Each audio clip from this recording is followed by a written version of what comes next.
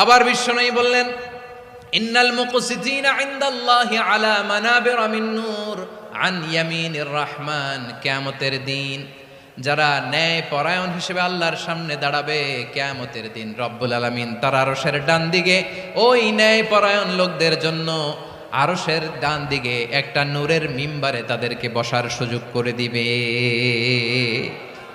আল্লাহর আরশের ডান দিকে ন্যায় পরায়ণ লোকদের জন্য আল্লাহ তাআলা নূরের মিম্বার বানাবে। চারটেখানে কথা মনে করেছেন? আল আদাল, জাস্টিস। ইন্নাল্লাহা ইয়া'মুরু বিল আদল। আল্লাহ তাআলা এই আদালতের নির্দেশনা দেয়, সুবিচার, সুশাসন। প্রিয় ভাইয়েরা, এটা আমরা বাংলাদেশে চাই কি চাই না?